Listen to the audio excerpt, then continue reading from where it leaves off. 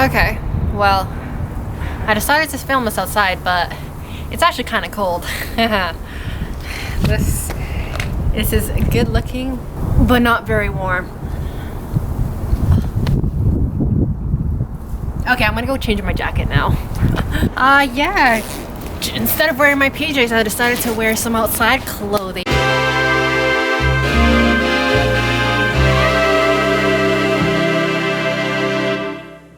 Welcome back to my channel, Misa Lisa, and today we're going to be talking about self-love and self-care, because everybody needs that in their life, because how are you going to love others if you can't love yourself first? I was supposed to film this video like probably a month now. I filmed it in the past, but outside, as you can see in the previous clip, but I did not check the audio or test run it before filming the whole thing.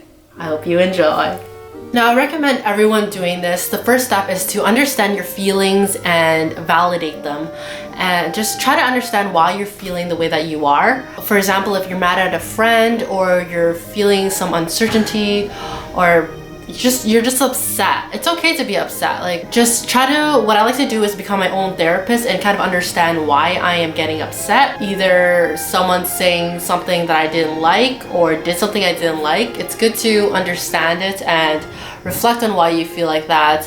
And then you start to come up with reasons why. Is it because they said something I did not support, or I feel like they're talking behind my back, or I felt like they were treating me unfairly? And then from that you can move on into solutions. So is it something worth talking about with the other person that I'm upset about? Try to come up with a solution, like state your feelings and why you're feeling like that, solution together. Or if they don't think it's valid, I would reconsider my relationship with this person.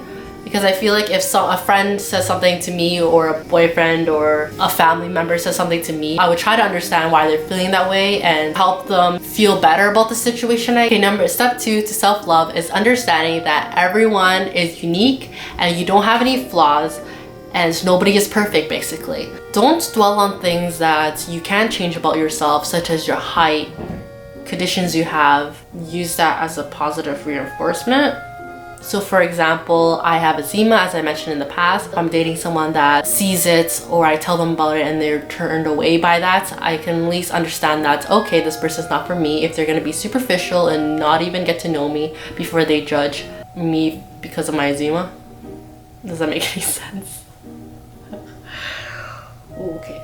Because, you know, you're born this way. You can't change anything about it, so why are you going to dwell on it? All these guys are talking about, oh, I'm cursed because I'm under 6 feet, like I'm 5'5" or something like that, like no girl's gonna date me. But you have to understand that not every female is like that, or every male if you're into that.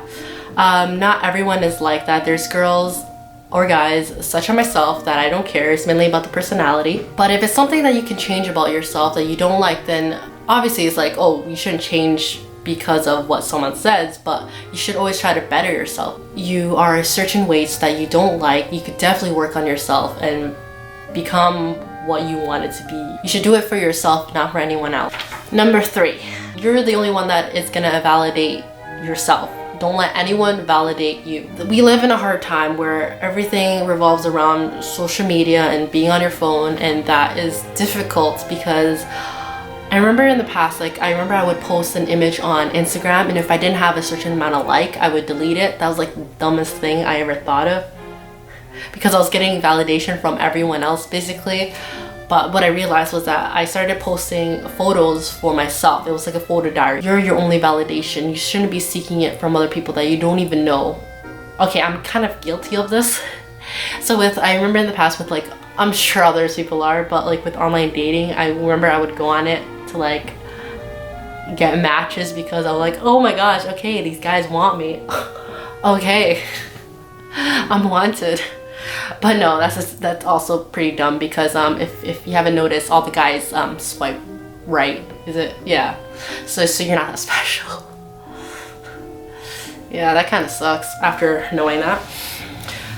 Yeah. Obviously, you do care about people that you are close to and you want validations from them, such as your friends and family or your significant other. But of course, don't let that define you. Just because my mom may say I look fat in something doesn't mean that is true.